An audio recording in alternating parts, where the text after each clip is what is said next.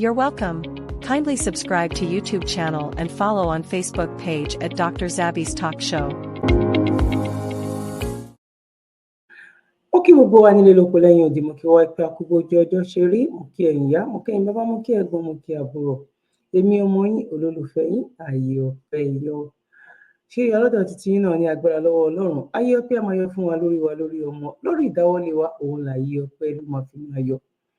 A kí gbogbo ẹ̀yin olùbáwa dá sí ètò ẹ̀yin ìyá wa ẹ̀yin bàbá wa ẹ̀yin tí ẹ nígbàgbọ́ wípé ó ti di dandan ká kúrò nínú oko ẹrú ẹ̀yin tó ń dùn lọ́sàn-án tó ń dùn lóru wípé ṣé aṣílé ayé wa ni tàbí ẹ̀ṣẹ̀ wa ló pọ̀ báyìí mo mọ̀ pé lágbára lọ́wọ́ Ọlọ́run ó ń ṣọmọ olókùú bẹ́ẹ̀ ni ọ̀hún ní sí pẹ̀lú òkú ẹ̀.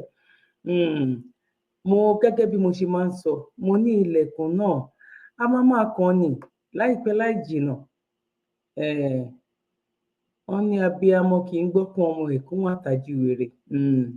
Ọlọ́run Elédùmarè á gbọ́ ohùn wa á mú wa kúrò nínú oko ẹrú torí kò mú wa lọ sílẹ̀ ìlérí ilẹ̀ ìlérí gangan Ọlọ́run dá wa sí kò ṣe mistake tó fi dá wa sí ilẹ̀ ìlérí bọ́ nínú ilẹ̀ ìlérí ibẹ̀ náà ti wá kó wa ní ẹrú bọ́ ó ti di dandan kí a kúrò nínú oko ẹrú. Ibo ni ká kọ́kọ́ gbà wọlé? Ọ̀rọ̀ ẹkún kọ́ leléyìí tí má gbé wá sìn ẹ lè bá mi type ẹ̀ síbẹ̀ fún sísà wa yìí àti ìránṣẹ́ a fẹ́ fi mẹ́sẹ̀jì yìí náà a tún fẹ́ fi fún àwọn ọba náà ṣe mọ̀ wípé ó fẹ́ tó díẹ̀ nsìn kán lọ sí meeting tán ní wọ́n fẹ́ lọ gẹ́gẹ́ bá ṣe ń gbọ́ lọ́tún ló sì ṣe mọ̀ wípé àwọn ìròyìn kan wà tó jẹ́ wípé ìròyìn ẹlẹ́jẹ̀ ló pọ̀ jù láyé ayélujára bọ́ pé tí ìfikàn wá lójú wípé àti rí ìdánilójú ẹ̀ wípé meeting náà ò ní wáyé àdẹ̀ tí rí ìdánilójú ẹ̀ wípé a really rí ìdánilójú wípé nǹkan tó fẹ́ lọ ṣe wọ́n fẹ́ yí ohun wọn padà tàbọ́n yí ohun wọn padà ṣíṣe ní ti Olúwa táwọn bá tiẹ̀ sọ pé a gbọ́ information nǹkan tó fẹ́ lọ ṣe ní 40 tán bá débẹ̀ tán bá lọ yóò padà ńkọ́ ẹ jẹ́ àfa gbogbo ẹ̀ lọ́lọ́run lọ́wọ́ mo dẹ̀ mọ̀ wípé wọ́n ń gbọ́ mẹ́sẹ̀jì wa lọ́tún lósì nígbà tí wọn ò tí gẹ́gẹ́ bí brọ́dà mi kan bó ṣe sọ ẹ̀mí ò wọ́n pé mo máa sọ̀rọ̀ débẹ̀ ó yẹ kí n gbé fídíò yẹn wà ní ó lẹ́yìn ọba yìí ó lẹ má ṣe débi tó máa di wípé end obas ẹ má ṣe débi tó máa di end obas kí ọ̀rọ̀ endsars kó má wá lọ di end obas kó tó di wípé àgbé ẹkún ò ní bá wa wọn kò fẹ́ ṣàlàyé fún wọn ni wípé ọ̀rọ̀ tó wà lẹ́yìn ti kọjá kẹ́ ẹ sunkún lọ kó tó yẹn ẹ jẹ́ ká kọ́kọ́ lọ gbé èyí tó ń ṣẹlẹ̀ òfegè la máa gbọ́ àwọn ò ní gbérú nǹkan báyìí bó a dúpẹ́ lọ́wọ́ irú àwọn tó ń ṣerú fídíò yìí tó lè jẹ́ ká mọ level ibi tí ìlú yẹn ibi tó dé ń sìn a tún máa wá fi eléyìí náà fi pass message fún ọ̀rẹ́ wa yìí wípé ọ̀rọ̀ ẹkún ọ̀hún ṣèsìn rárá àyàfi kán gbé wò kán wo èyí tó bá wé jù nínú ẹ̀ kán sun oorun bóyá oorun méjì tán máa ń ní ọmọ ẹ̀dá máa ń sùn ní bórun mẹ́ta ni káwọn náà sùn kán ronú sí nǹkan tá a gbé sọ́wọ́ ìṣòótọ́ ni tàbí à ń parọ́ ni ṣé fún àǹfààní tiwa ni tàbí fún àǹfààní àwọn generation tó ń bọ̀. Congratulations fún Kẹ́mi tó wọlé fún ní UK mẹ́sẹ̀jì oríṣiríṣi ń lọ wípé why Yorùbá Ọlọ́run dá wa pé Ọlọ́run ò dá wa láàbọ̀ ẹ̀yin ìyá mi bàbá mi ẹ̀gbọ́n mi àtàbúrò mi tẹ́ ń wò mí lọ́wọ́lọ́wọ́ yìí ẹ̀yin náà ẹ wo ẹyin ojú yín kí ló wà nínú ẹyin ojú yín dúdú ni àwa ni ìmọ́lẹ̀ lọ́lọ́run ṣe especially àwa Yorùbá àwa gangan ni ìmọ́lẹ̀ kò sí ò bá jáláwọ̀ funfun kò jáláwọ̀ yẹ́lò kò jáláwọ̀ pínkì nǹkan kan ṣóṣà màwà tó bá kó èèyàn 100 sílẹ̀ wàá rí èèyàn 96 tó jẹ́ wípé ẹyin ojú ẹ̀ báyìí dúdú ni ta ni dúdú? Àwa yìí náà ni dúdú. Ọlọ́run kò ṣe mistake tó fi dá wa. Àwọn èèyàn náà fẹ́ yí kádàrá yẹn padà. Bọ̀ wọ́n kàn lè fa owó agogo sẹ́yìn ni. Ó ti di dandan ká débi tá à ń lọ. Wọ́n kàn lè fọwọ́ aago sẹ́yìn ni. Kí ni mo fẹ́ sọ lórí ẹni tí mo dárúkọ yìí pé tó wọlé ní UK? Wípé ó sọ nǹkan kan, ó ní nǹkan yìí, ó lóun fẹ́ ṣe ìrànlọ́wọ́ tòun fún ìjọba UK yìí kí ọ̀rọ̀ UK kó má dàbí ibi tí òun ti wá, kí corruption yẹn kó má dàbí ọmọ Nàìjíríà ni, ẹ ṣàgbórúkọ ọmọ Yorùbá, kọ́rọ̀ UK kó má wà lọ dà bẹ́ẹ̀. Ó lóun wá ṣe fún generation tó ń bọ̀. Ẹ gbọ́, ṣe rí gbà wá ìsẹ̀yìn, àwa tá à ń sọ̀rọ̀ yìí náà àti ẹ̀yin kan tó mú lára nílé, kò mélòó la fẹ́ jẹ ta lè bí ń pa nínú wa. A dúpẹ́ lọ́dọ̀ Ọlọ́run, kò ń ṣe mímọ̀ ṣe. Bọ̀ kí ni àwọn tó ń bọ̀ lẹ́yìn, kí ló fẹ́ sọ, kí ló fẹ́ achieve, kí ló fẹ́ bálẹ̀ wípé àwọn tó tiẹ̀ kọjá lọ yìí, àwọn náà ṣe gudugudu méje yàyà mẹ́fà. Òun ni generation náà ni Kẹ́mi náà sọ wípé àwọn generation tó ń bọ̀, generation yẹn òun là ń sọ yìí. Kí n tó wá gbé sister wa tó ń sun ẹkún wá, ẹ jẹ́ ká kọ́kọ́ lọ wo èyí tí a kò fẹ́ bá wọlé yìí náà. Mi ò ní gbà wá lákòókò, akówójú ọjọ́ ṣe rí lẹ́ẹ̀kan sí. Ẹ bá wa tẹ like, ẹ bá wa fi comment tí yín náà sílẹ̀, kẹ́dẹ̀ bá wa share ètò yìí. God bless you, one love. Now,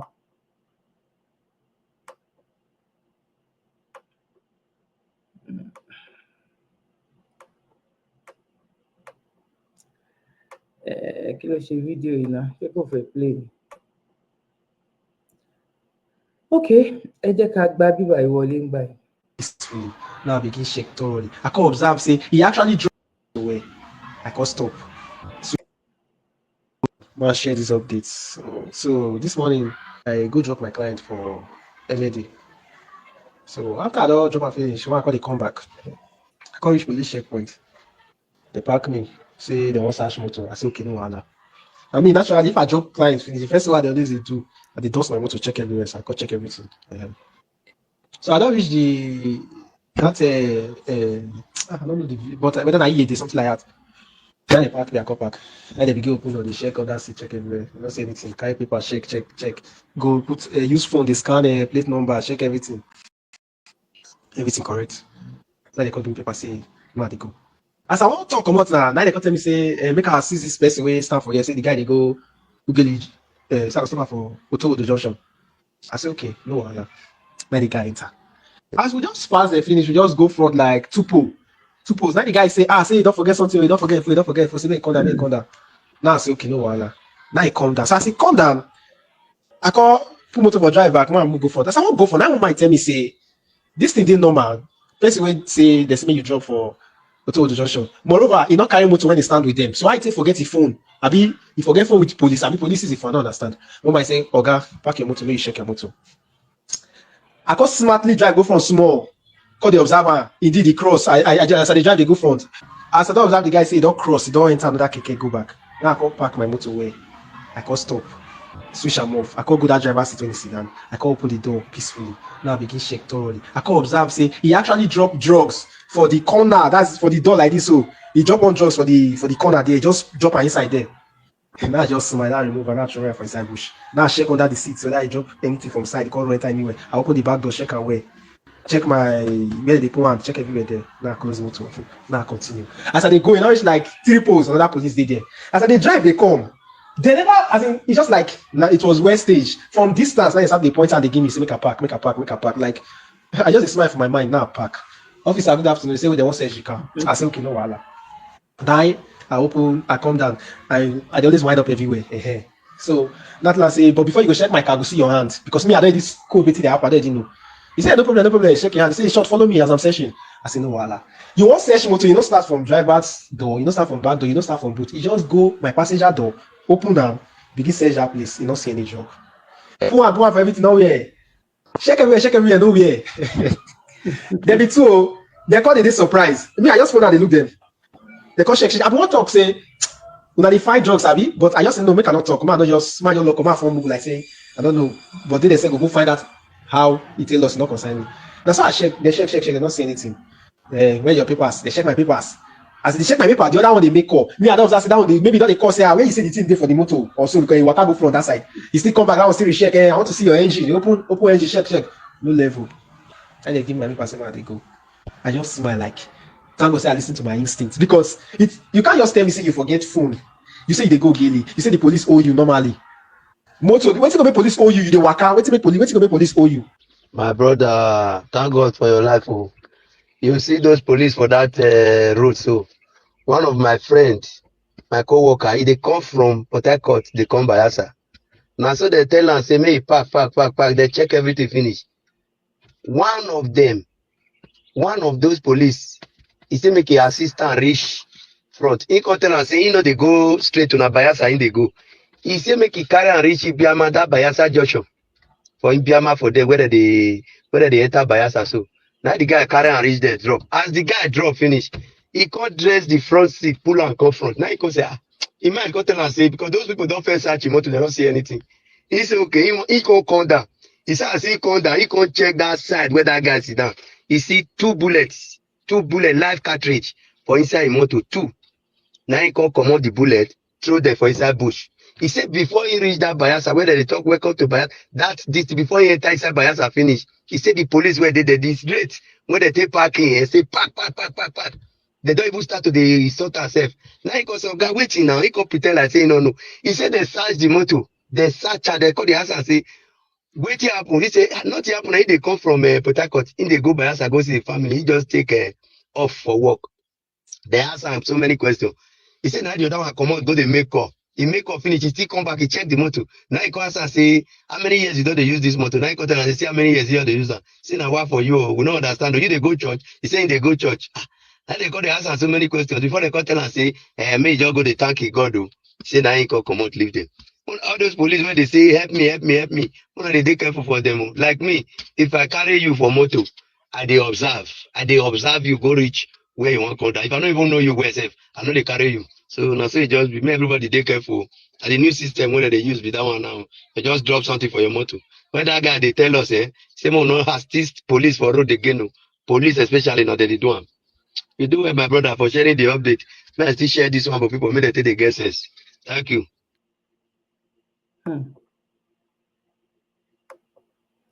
You can imagine, ta la fẹ́ dúró dè, ta la fẹ́ sá fún.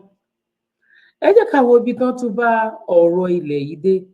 A ní kò lè lójútùú sẹ́.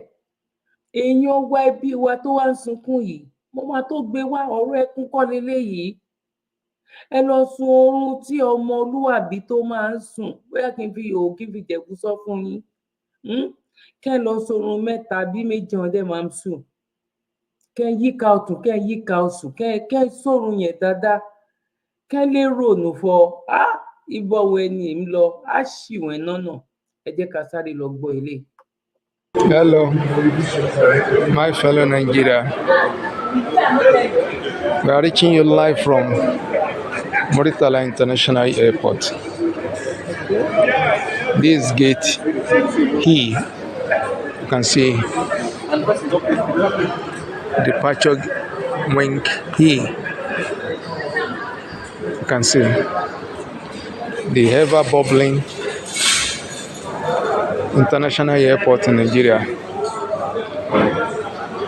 the most bubbling and active airport in Nigeria. My dear respected Nigerian brothers and sisters, if you really want to know the current situation of this country, I think you need to come to the international airport, most especially Lagos Muritala International Airport. You will see the situation here. This departure wing where there is no any airline boarding or checking. And then in the wing D, where we are heading to now, we only have Air France that is loading presently with scanty passenger on the flight. You can see the true picture of economy in Nigeria now. Even the so-called Japa, nobody even have money to Japa for now. due to the current situation of the country. We are heading to Wing D, departure wing, where we have presently now. Before, we used to have virtually all the airlines, most especially in the evening like this, loading. We are in departure wing. But presently now, we only have Air France. You can see no long queue as usual. There's the priority. There's the priority wing for the business class and first class. Nobody there. And for the economy, you can see the scanty passenger. You can see in the evening at the Lagos International Airport, where even you will not get space to walk inside the airport. My dear respected brother and sister, this current economic situation of the country, it is a glaring. Every country, gateway to every country is their airport. To know the situation of every country, you see the picture at the airport. This is the departure. A ti rí tẹ́lẹ̀. Nothing there. No airline. A ti rí. Àwa ti rí gbogbo eléyìí. Elédùmarè ti gbẹnu wá sí àsọtẹ́lẹ̀. Àsọtẹ́lẹ̀ yẹn ti wà tẹ́lẹ̀tẹ́lẹ̀ wípé ó ń bọ̀. Ọmọ kékeré sọ, àgbàlagbà sọ, omidan sọ, arúgbó sọ. A sọ. Ẹ mọ bí airport wa bó ṣe máa ń rí, ìyẹn lẹ máa fi mọ̀ wípé abájọ. Because ṣe rí àwọn tí wọ́n gbégbá bárà tó ń tọrọ owó, tó ń tọrọ nǹkan lórí títì yẹn, àwọn tó tiẹ̀ ń ṣàánú tẹ́lẹ̀, àwọn gan ò lè ṣàánú àwọn èèyàn mọ́. Àwọn èèyàn tó ń ṣàánú sì ń gan ọ̀n ríyàn ṣàánú wọn, torí ẹni tó ń ṣàánú wọn gan àti jẹun tí ó ti dì nira fún. Ẹ wo bí airport, ẹ wo bó ṣe rí, ẹ wo bí airport, ẹ wo bó ṣe rí. Ìwọ tó bá tún wá lọ kọ́ṣẹ́ wípé òun bá wọn ránṣọ ń sìn, tó ò bá mọṣẹ́ yẹn dáadáa, wọ́n ti wá pọ̀ nínú àwọn tó ń ṣalábàárù ń sìn, tàbí àwọn tó máa sọ wípé àwọn tó lọ ń bá wọn fọ ilé gan, wọ́n ti ń jẹ wọ́n lówó iṣẹ́ ń sìn gan. Because àwọn tenant tó wà nínú ilé gan, àwọn gan lówó láti dá fẹ́ni tó wá bá wọn clean gan. Àwọn gan ti ń sack àwọn tó wá bá wọn clean wípé òkè, ẹ má worry, àwa tiẹ̀ máa pín ṣe fúnra wa. Ó ti wá lè kọjá bẹ́ẹ̀, àwọn people yìí wọ́n dẹ wọ́n sí wa ni, torí wọ́n mọ̀ wípé tí Yorùbá ta bá ti bọ́ nínú oko ẹrú, ìtúsílẹ̀ dé fún wa ní Áfíríkà nìyẹn. Ìtúsílẹ̀ ó ti dé bá wa ní Áfíríkà ni. Now ẹ jẹ́ ká tẹ̀síwájú kó tó di pé máa lọ gba nǹkan gbinú ẹ̀ wá. Ẹ jẹ́ ká kọ́kọ́ gbọ́ ti sísà wa yìí náà, kí ló fa ẹkún. Ṣá lè kí wọn wípé kán pẹ̀lẹ́, tàbí kí ni ká sọ fún wọn? Ẹ jẹ́ ká kọ́kọ́ gbọ́rọ̀ ẹnu wọn náà. Ẹ jẹ́ ká kọ́kọ́ gbọ́rọ̀ ẹnu wọn náà, because mi rò pé wọ́n ronú yẹn báwa ṣe ń rò, wọ́n ronú báwa ṣe ń rò. Àwa ò dẹ̀ wojú ṣe, because àwa mọ̀ ipá àwọn eléyìí kó má sun ẹ̀jẹ̀ àwọn ìjọba tó wà ń bẹ̀ sí ọ̀ràn ẹ, kó máa rí ẹ̀jẹ̀ kó máa jábọ́ lójú ẹ, ọ̀ràn ẹ. Káwọn gan tó débẹ̀, orí igbá èèyàn gan náà fi mu ẹ̀jẹ̀, torí ẹ̀ kó wá máa sun ẹ̀jẹ̀ yẹn, ó dàbí pé òun rẹ́rìn lójú wọn ni. Ó dàbí pé òun rẹ́rìn. Mo sì ń tẹnu mọ́ nǹkan kan, owó tíyàwó Bọ́lá Ahmed Tinubu tó lọ fún wọn ní Ifẹ̀, tó wá lọ gbẹ́ ère ẹ̀ síbẹ̀. Tó bá jẹ́ pé má jẹ́ kí n sọ̀rọ̀, má jẹ́ kí n because kíní yẹn ó kàn rún mi nínú lójoojúmọ́ ni wípé jẹ́ yìí ọdún mélòó lẹ ṣì lò? Owó tó lọ fún wọn yẹn gan, tí ò bá jẹ́ kárí ni kó jẹ́ iléeṣẹ́ kékeré kan náà lọ fi dálẹ̀ nílé Ifẹ̀ yẹn gan, àwọn èèyàn á máa ṣiṣẹ́ ń bẹ̀. inú wọn á tiẹ̀ dùn wípé ibi tó ti ń ṣe pure water yìí ìyàwó Bọ́lá Ahmed Tinubu ló wá ṣe owó school tán láwọn lọ fún wọn ìpọn donate fún Ọbáfẹ́mi yunifásitì tó wà nílé Ifẹ̀ irọ́ náà pa ẹni kí wọ́n ṣàkáǹtì ẹ̀ fún yín alọ́lẹ́ máa rí ẹ̀ lè gbá bọ̀ ẹ jẹ́ kí n sáré lọ gbé síta wá fún wa. We have renewed the suffering of the common man. Those children are children of the common man. The children of the rich will not come out, but they are hungry. These are children that were pushed to frustration. These are children who are supposed to be in school. T-Pain. Where is the spirit of fatherhood in you?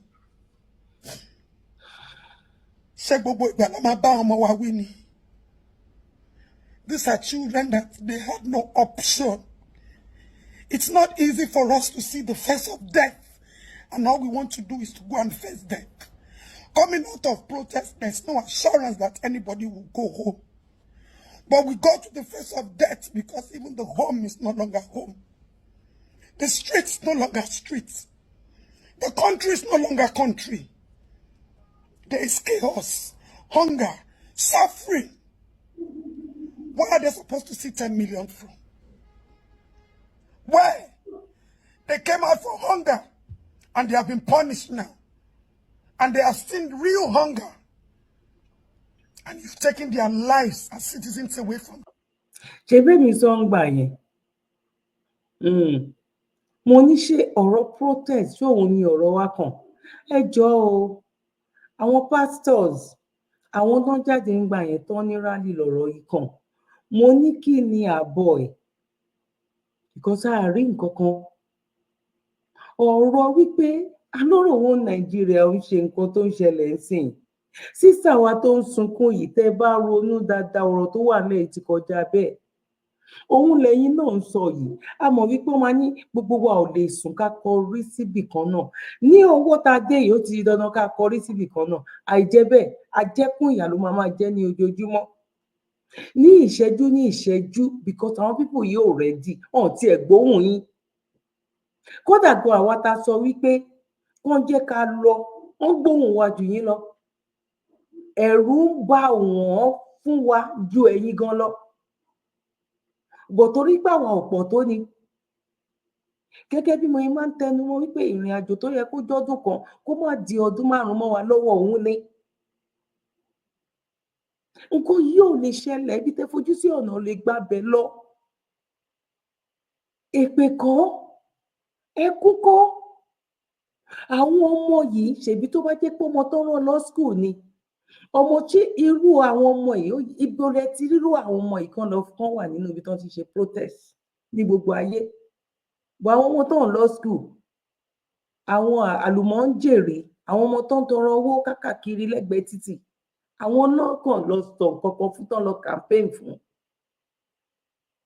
àwọn nínà ẹ wo bí àwọn ọmọ yẹn wo bọ́n ṣe wá rí ẹ̀yin kan wá sunkún sìn aláàtí ìpọ̀ tó ẹ jẹ́ ká lọ́pọ̀ sí wa àti ìgbóhùn sókè tó ẹ jẹ́ kán túbọ̀ gbọ́ voice wa ju bá ṣe lérò lọ àìjẹ́ bẹ́ẹ̀ ẹ bá ń pẹ́ pé àjẹkùn ìyá ni ó jẹ ẹni tí ò tó ní ìnà tó ń dènà dé ni àjẹkùn ìyá ni ó jẹ ẹ kàn ń sunkún ni o bàbá Bọ́lá Ahmed Tinubu àtìyàwó ẹ àtàwọn sọ ń gbé ẹ wọn ò gbọ́ yín wọ́n sì ní ìbẹ̀rù wípé àwọn Yorùbá nation àwọn Biafra wọ́n ní bẹ̀rù wa gọjú ẹ̀yin tẹ́ sọ wípé wà nínú wọn Nàìjíríà lọ torí ìyà torí ẹkún torí irú nǹkan báyìí náà lọ ṣe dá Nàìjíríà sílẹ̀ bó ṣe rí yín tẹ́ ń sunkún yẹn inú wọn dùn ayọ̀ wọn kún rẹpẹtẹ ni wípé ẹ ṣẹ̀ṣẹ̀ bẹ̀rẹ̀ ni ẹ tí ì rí nǹkan kan now ẹ jẹ́ ká gbọ́ síta wá síwájú sí. Then broad daylight. If their parents had 10 million, would they have pushed them to go and fight? Their parents are weak. They've lost hope. Our parents keep telling us every day, just as they told you people to fight for your rights. Take what belongs to you. Make Nigeria great for your younger ones. And that is what we have done every day. And right in the face of we mothers. You put oppression in the face of our children. Oluremi Tinubu, where are you? Where are all of you? Now you're going to say the president does not know anything. Now I'm telling you to tell the president. Now I'm calling you to call the president. That the minor citizens of the country, where he is the president, are suffering. A judge has told them to pay 10 million and they don't have it. Why don't you cuckoo sentence them? Why don't you send them to internal displaced camp? Because nobody's going to claim them. If their parents had 10 million, they will not be where they are. You people should stop this oppression. 5,000 gone. Stop this oppression. You all caused what is going on in this country. As you are part of the problem. You have always been part of the problem. You brought Buhari. You took us 16 years back. We should be moving forward. But now you have confirmed. You say you will continue where Buhari stopped. Yeah. You have turned the problem, the pain, the hunger to Shege Pro Max. Is it easy for these children to call you T-Pain? Monitor when you bat it kuida. I better kutok papa ni. These children have confirmed suffering, pain, insecurity. And they are asking, where is their commonwealth? And you lock them up. If they were safe, would they come out? If they were not hungry, would they come out? Why have you people decided to start punishing the people that you should be pleading with for time? The people you should rebuild and reinvest faith and confidence in them, in their motherland.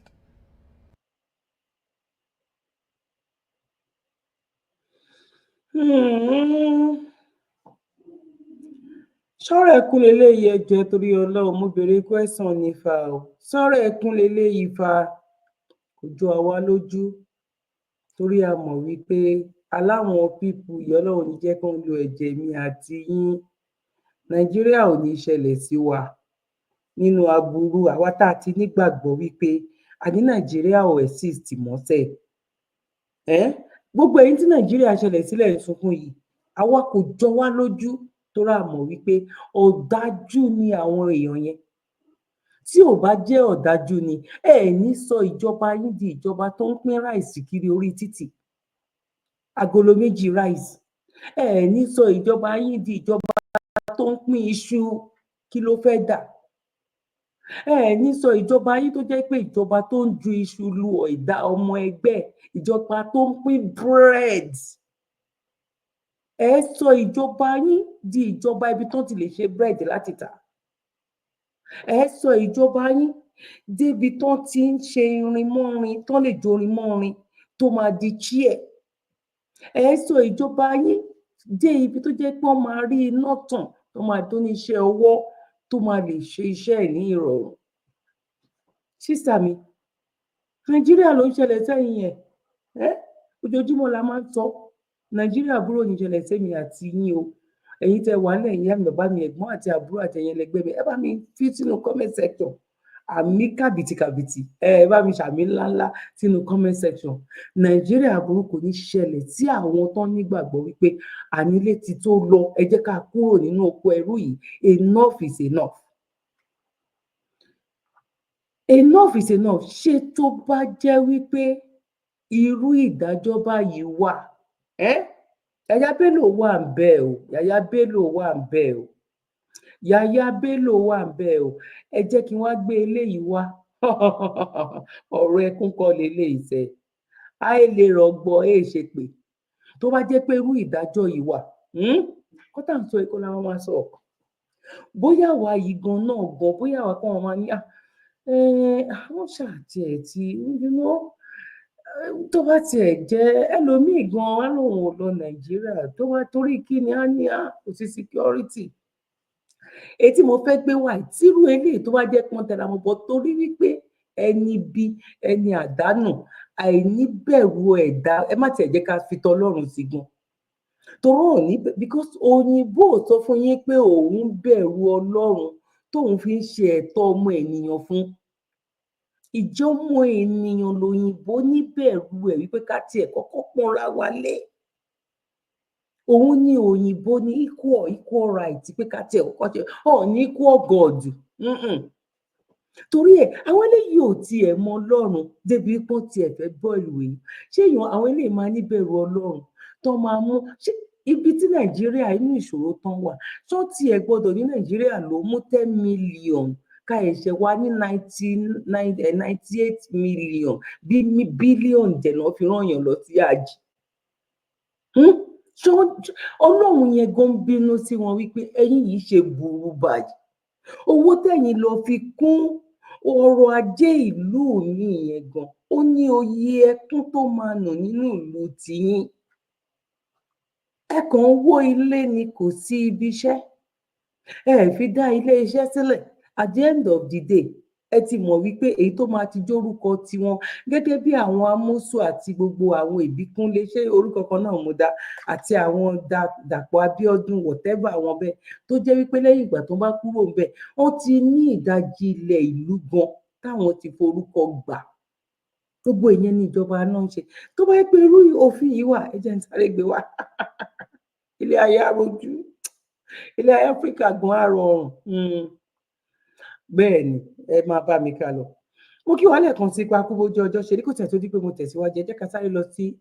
Mo kí gbogbo ojú tí wò mí ti ń gbọ́ mi jákèjádò orígun mẹ́rẹ̀ ní àgbáyé. Orúkọ mi ni Ambassador Àkànfẹ́ Ìwò tí mo jẹ́ agbẹnusọ fún iléeṣẹ́ X2 Ultimate HAAA International Limited.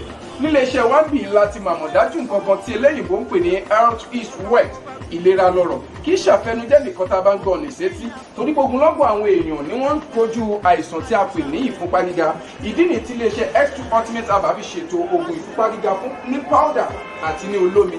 Kò tán síbẹ̀, oògùn ìtọ̀ ṣúgà ó wà ní iléeṣẹ́ X2 Ultimate HAAA International Limited ní powder àti ní olómi. Òun náà lẹ̀ ń wò yìí. Oògùn ọ̀pẹ́ ẹ̀yìn wà tí a ti ṣe lọ́jọ̀ fún ẹni tó bá ń kojú ọ̀pẹ́ ẹ̀yìn torí gẹ́gẹ́ bí ìṣòro. Iléeṣẹ́ wa níbí ní oògùn ẹ̀ tó lè bá wọn tán rẹ̀ lójú ọgbọ́n. Bákan náà ogunlọ́gọ̀ àwọn èèyàn ni wọ́n jẹ́ oníbìísí tí wọ́n ti rora wọn pín wípé Ọlọ́run ò lè ṣe ṣùgbọ́n tó jẹ́ pé àìsàn kan sómìíràn ní kọjú ọmọ bíbí wọn. Ó wà ní iléeṣẹ́ X2 HAAA International Limited fún ìwòsàn fún àwọn oníbìísí. Kò tán síbẹ̀ o, a ní ọ̀pọ̀lọpọ̀ oògùn tí a ṣe létò fún ẹni tó bá jẹ́ ẹni tó bá ní ikùn gbẹ̀ǹdù tó jẹ́ pé ọ̀rá ti pọ̀ jù lára ẹ̀ ó máa bá wa burn fat àpè ní X2 burn fat fún obìnrin àti fún ọkùnrin. Bákan náà fún iléeṣẹ́ X2 Ultimate HAAA International. Náà mo kí wa káàbọ̀ sórí ètò lẹ́ẹ̀kan sí tẹ́ bá fẹ́ nọ́mbà bàbá wa ẹ jẹ́ kí n sáré lọ wá nọ́mbà wọn jáde wá so that anytime any day òun lẹ lè pè wọ́n. Tẹ́ bá ti gbá wọn láago àwọn fúnra wọn náà máa gbé nọ́mbà náà lẹ ń rí ní ojú amóhùnmáwòrán yẹn. Lágbára lọ́wọ́ Ọlọ́run àìsàn ní fi ara wa ṣe ibùgbé gbogbo bá ń jẹ́ ti Elédùmarè. Ẹ jẹ́ kí a sáré lọ tó bá jẹ́ pé báyìí ni wọ́n ṣe ń ṣe. Mo rò pé díẹ̀ nínú wa a máa rántí àwa ò kéré jù nígbà tí irú òfin yìí tó ṣì wà. I'm pretty sure pé òfin yìí ṣì wà títí di early 80s. Bóyá bí 81 náà stop ẹ̀ ní bí 82 bọ̀ láti gbogbo bí 70 yẹn irú òfin náà ni wọ́n ń lò. Ìwọ tó bá jalè kan lọ fẹ̀yìn ẹ ti àgbá kán lọ fi ẹ̀yìn ẹ̀ kán lọ fi ti àgbá wọ́n máa ka irú àwọn iṣẹ́ wo náà ṣe. Òun ló wá di wípé àwọn tán pààyàn wọ́n mú Fúlàní lọ gan. But not knowing that I could not help my nation any means.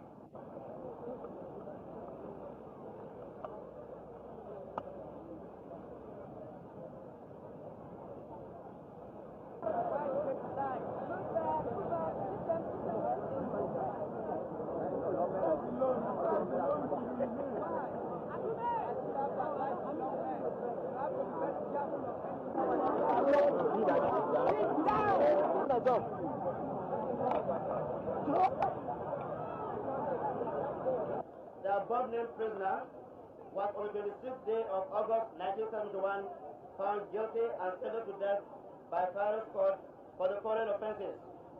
1. robbery, punishable under section. No, because ibi tán ti ń fún wọn ní ìbọn lórí èèyàn ò ní fẹ́ mi ò ní fẹ́ show ẹ̀ torí YouTube something like that.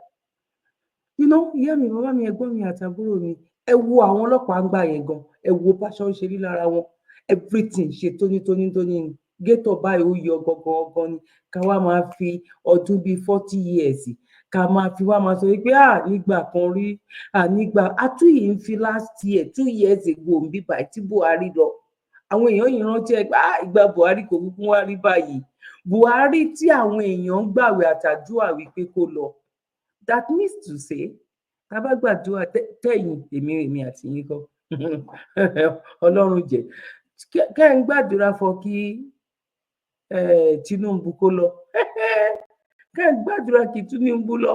Oh my God, ẹni ẹ máa bọ̀ bẹ́ẹ̀ báyìí wẹ́ẹ́ máa ṣe rí o ẹ bá mi fòyìnbó túmọ̀ rẹ̀ ẹni ẹ máa bọ̀ bẹ́ẹ̀ lẹ́yìn tí bàbá Tinubu èyí ṣe fẹ́ ká máa gbàdúrà fọ kọ́lọ́n jẹ́ ká kí èdè náà ti níyànjú kótó tó gbà yẹn ń èlé làwọn ẹrẹ o ẹwọn ẹrẹ ìwà ni wọn Nàìjíríà sista ẹni ń sunkún èní ìṣọjọ́ ẹkún ẹ o èní ìṣọjọ́ ẹkún o èní ìwé ìṣọjọ́ ẹkún o kẹrí wọn èní ìṣọjọ́ ẹkún o kẹ máa wo ibi tí àwọn èèyàn ń tọwọ́ bọ ọpọlọ àwọn ènìyàn sí ẹ wá wo orú eléyìí ń sìn. The signature, you realize that the person, And IREV, the introduction of IREV through the Electoral Act of 2022 is meant to strengthen our electoral processes. This means that what is put on IREV should be able to match what the CTC, but from the documents before me, none of the documents match. So I think we've seen that on the screen, whereby what's on the left is, even though from the same state, local government area, registration area, polling unit, vastly different. The numbers are different. You've already highlighted some of the key things that you've mentioned, but tell us, following this, just a simple analysis of what you obtained on IREV and CTC, there's stark differences, but you then went on further to do a forensic audit on the signature. What were your findings? What did you find out? Okay, so if you also look at, using that example, if you look at the signature, you realize that the person, the returning officer, the presiding officer, sorry, that's a different signature because they hurriedly rigged the elections. I mean, this is very appalling because what we normally see before now is that political parties rig elections through overvoting and other means and all that, maybe tearing ballot boxes or ballot papers and mutilating them. But this is institutional rigging perpetrated by INEC, and this should be a concern for everyone. So if you look at it, you will see that the signatures are different. Not just that, we contacted one of the best forensic experts in handwriting in South Africa. He is the one who actually verifies whether Nelson Mandela's signatures are actually original since he passed. So he's the one who identifies that. So he's an expert, and this is his expert statement to us. The statement was released to us, or the examination report was released to us on the 29th of October, 2 days ago. And that's why we haven't come public, because we're waiting for that result to happen. Now, if you look at this is his report, right? Q1, Q2, Q3.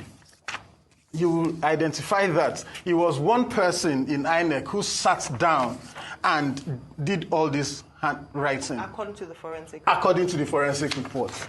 So if you look at it, Q1, Q2, the same thing that he used to write this. So if you see 20, his 20 is the same, his 3 is the same, with everything across board. So I'll give you the result, the forensic examination report, and you look at it. So it is appalling. And I think this should frighten everybody. If we do not want to practice a democracy, we should just say we don't want a democracy. We just want to appoint people to go and sit. We shouldn't be budgeting billions of naira to organize an election that INEC will bundle. We shouldn't raise the hopes of people to say that you should come out and vote, participate in an elections, do your civic responsibilities and perform your duties, and INEC will bundle that. That is frustrating, and that would actually lead Nigeria to mayhem if we are not careful in the nearest future. So for us as an organization, we are not stopping here. What we are actually going to do now is to file this to ICPC. This is very appalling because what we normally... gbogbo ẹ lọ ìyá mi ọba mi ẹ̀gbọ́n mi àtàbúrò mi gbogbo àwọn tó ń sọ̀rọ̀ yìí náà tó bá ti fún wọn ní ìkọ̀kan sí 99.9 nínú wọn máa paná mọ́ náà ni a ní kò lè work. Èèyàn kan béèrè lọ́wọ́ mi pé tá bá dé ilẹ̀ Yorùbá náà ṣé àní ọ̀tẹ̀ ṣé ọ̀tẹ̀ ò sí nínú ilé ṣé lè gan ojú ọ̀tẹ̀ ogun nọ́mbárà lójà bìkọ́ ìwọ tó mú ọpọlọ ẹ lọ sínú oòrùn tó ń pa ẹ tó tún máa bẹ̀rù pé kọ́ máa ṣá ẹ ládàá kọ́ máa fi nǹkan nà ẹ́ wàá tún wá dìbò fẹ́ni tó fẹ́ yẹn àwọn kan á tún wá lọ máa yí padà níbi tí èèyàn ti sọ wípé òun lò mo ti lo fídíò yẹn rí náà òun lòún rí ìgẹ̀tì lágbájá tó fi wọlé ọ̀gbẹ́ o irú òfin yìí ní Saudi Arabia tá a gba ẹ̀sìn wọn wáì tá a gbarú lọ yìí ṣe bá nírú òfin yìí tẹ́lẹ̀ ṣe bọ́ parẹ́ ni ṣe bófin lélẹ̀ bóun la gbé wá yìí ṣé tó bá yẹ pófin yìí ń kọ̀ǹtínú lọ ṣé nǹkan táwọn máa sọ yìí làwọn máa sọ ṣé nǹkan tá a sọ yìí la máa sọ a lè sọ bẹ́ẹ̀ because àwọn tó wà ń díẹ̀ gangan àwọn náà fi ẹsẹ̀ rìn láti lè cancel irú òfin báyìí torí pé ó favour wọn àwọn ló favour jù ìyá mi bàbá mi ẹ̀gbọ́n mi àtàbúrò mi a ní sọ̀rọ̀ tán èyí tá a mú wá lọ́jọ́ títí òní náà ni wípé ṣẹ́kún ló kàn ẹ̀yin tẹ́ ń sunkún Bọ́lá Ahmed Tinubu èyí tẹ́ ṣe kinní kan ṣọ́ọ̀gbọ́ ni àwọn pípù yìí gbọ́ Rẹ̀mí Tinubu sọ fọ́kọ ẹ̀ ó ń wò yorí bẹ́ẹ̀dì gan náà ti ń wò yín gan àbí kọ́ máa wò yín nínú ìjàkúsì wọ́n máa wò pé oh my God kí ló ń ṣe ẹ̀yin pípù yìí a sọ fún yín ẹ táìtì bẹ́ẹ̀tì yín Number 2, a tún ti sọ fún yín pé ibi tí Buhari ti gbé a sọ wípé ẹ wá wa máa ṣe mọ́ dàdàbọ̀ òwe tó pa ń gbà yẹn ẹ̀ gbọ́ bọ̀ àwa tí Ọlọ́run ti lo ẹnu wa sọ̀rọ̀ ẹ sọ wípé ẹnu wa rùn ṣó rùn tàbí kò rùn báyìí sìn àwa tá a jẹ́ Yorùbá níta bá dá dúró bó bá ṣe rùn wá ni ká ṣe lọ ṣera wa ìran kan náà nìyẹn tí ọmọ Yíbò bá dá dúró bó bá ṣe rùn wọ́n ni kán ṣe lọ ṣera wọn àwọn Haúsá Gàmbàrí àwọn Haúsá Fúlàní whatever táwọn náà bá dá dúró bó bá ṣe wù wọ́n láyé yìí nìkan lọ ṣera wọn kò yé yín sìn kò tẹ síbi tá à ti ń kó adìyẹ alẹ́ àwọn kan tó ń bẹ̀rù kò síbi tó ti ń kó adìyẹ alẹ́ Island tó ń pè ní Dublin lọ́jọ́ títí òní ọ̀hún lọ́rọ̀ ajé tó wà àwọn tó ń béèrè pé kí la fẹ́ jẹ àwọn igi gẹdú wa òun ni àwọn China ń kó lọ sí wọn import ẹ láti ilẹ̀ wa nílẹ̀ Yorùbá lọbẹ ni gàrí wa wọn import ẹ lọ sí China tó ń sọ di gàrí China ti wà ń sìn àwọn tó máa wá pààkẹ́ tí wọ́n tó máa wá kọ gàrí Ìjẹ̀bú sí yàrá China náà ti pààkẹ́ wa gbogbo ayé náà ń ta lọ mélòó la fẹ́ kà kíní tó ń ya lára àgbàdo láti oko yẹn àwọn China tún ti ń kó lọ sí ọ̀dọ̀ wọn mélòó la fẹ́ kà kí la lè sọ dowó nílẹ̀ Yorùbá torí ẹ̀ tó bá jẹ́ àwa ara wa ni iṣu ọba ló ń fi ọba jẹ tàbí ẹ jẹ́ ká fọwọ́ ara wa ká fi ṣera wa dáadáa ń gbà yẹn ó yàtọ̀ sáwọn eléyìí tó jẹ́ wípé nínú ìlú wọn ní north wọ́n ní ẹ má ta ọtí bọ̀ tó bá wá gba íńkọ̀mù tó bá ní kán jọ pin àwọn tó ń mutí nísàlẹ̀ tó ń mutí jù ẹ lè rí owó àwọn yẹn náà bẹ̀yìn sọ wípé ṣẹ̀ríà ní kẹ́yìn má mutí táwọn tìsàlẹ̀ bá pa 70 ẹ̀yin máa gba bíi 60 or 40 gan nínú ẹ̀ ẹ roore torí àwa ìyá ti roore á ti mọ̀ wípé káyé bá ń jáyé bọ́run bá ń jọ̀run sẹ́ẹ̀ èpè kọ́ kò lè dá ìyá mi bàbá mi ẹ̀gbọ́n mi àtàbúrò mi ìbàdí máa dúró sí lọ́jọ́ títí òní mú kí wà lẹ́ẹ̀kan sí pé akúgbójú ọjọ́ ṣe rí ẹ bá wa ṣe ètò ìdọ́dọ̀ àwọn ọba bóyá lè náà tún lè jẹ́ káwọn náà tún ronú pé wàdà á tún lè mọ nǹkan tó máa lọ sọ ní meeting irú fídíò yẹn tó ti ń ṣẹlẹ̀ bọ̀ bóyá ó dàbí pé 80s non stop ẹ̀ tí mi ò bá ṣe mistake tó máa lọ ní kán lọ fẹ̀yìn wọn ti àgbà àti ẹ̀ lè sọ wọ́n lẹ́nu àgbà lóbi tí ń gbó a lè sọ bóyá táwọn ọba wa tán bá débẹ̀ bóyá ẹnu àgbà lóbi tí ń gbó bóyá ó tiẹ̀ lè bẹ̀rẹ̀ fún yín láti irú ibẹ̀ yẹn náà kọ́kọ́ fẹ̀yìn ìkọ̀kan nínú wọn kọ́kọ́ fi máa tàgbà torí gbogbo wọn pátápátá náà dìsáàbù ẹ̀ èyí tán bá ti bá kinní lọ́wọ́ irú èyí tán wá sílé Ifẹ̀ yẹn ń sìn irú owó tán gbé wá tán bá mọ̀ wípé wọ́n máa fẹ̀yìn kan ti àgbá táṣìírí bá tú ni á ṣe bó iye kan ṣe á lè rí bó ṣe rí ìjẹkíjẹ ti ba gbogbo àwọn bàbá wa jẹ́ mi ò bú yín o mo kàn sọ̀rọ̀ ni ẹ ṣé gan ni ẹ ṣáà mú ẹ má má jẹ́ àkóbọ̀ Ọlọ́run ìbẹ̀rù Ọlọ́run báwo ẹ wo ìbẹ̀rù àwọn ọmọ yín lọ síbi tẹ́ fẹ́ lọ ṣèpàdé yín àwọn ọmọ aràn yín létí tẹ́ máa fi lọ ṣèpàdé ìpàdé yín á so èso rere o lágbára Elédùmarè mo kí ẹ̀yin bàbá wa ẹ̀gbọ́n àti àbúrò ìbá gbogbo ọjọ́ ṣe rí nọ́mbà àwọn bàbá wa Dr. S2 àwọn ni a gbé síbẹ̀ yẹn eléyìí ò ń ṣe wípé ṣọ́ọ̀bù la fẹ́ lọ tàbí a fẹ́ lọ sí ibi tán ti ń polówó nínú mọ́tò direct lẹ máa bá wọn sọ̀rọ̀ tàdé ráwọn èèyàn lọ́pọ̀lọpọ̀ tó ń ṣe testimony lágbára lọ́wọ́ Ọlọ́run ojú òní tiwa èmi ọmọ yín náà ni àbúrò yín olólùfẹ́ yín ayé ọpẹ́ yọ ṣe yọ lọ́dọ̀ títí náà tí mo dẹ̀ mọ̀ ẹ́ páyé ọpẹ́ yọ fún wa lójoojúmọ́ tó rà gbápá ó ṣe gbé agbé ẹsẹ̀ ó ṣe gbé ìyẹn náà tọ́pẹ́ ojú ọpẹ́ lọ lágbára lọ́wọ́ Ọlọ́run ojú òní tiwa ẹ̀yin tẹ́ bá dẹ̀ wà lórí TikTok bẹ́ẹ̀ náà mo wà lórí TikTok Queen Ọbàtálá wo ni mo ń jẹ́ lórí TikTok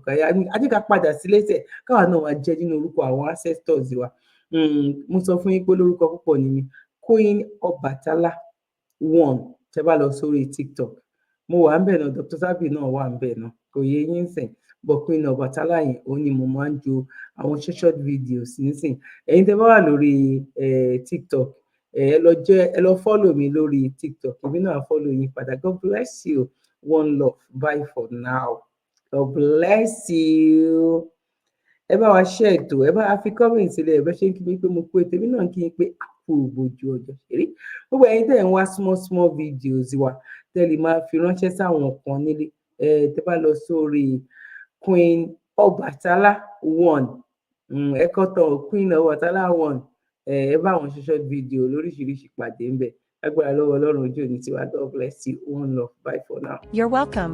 Kindly subscribe to YouTube channel and follow on Facebook page at Dr. Zabby's Talk Show.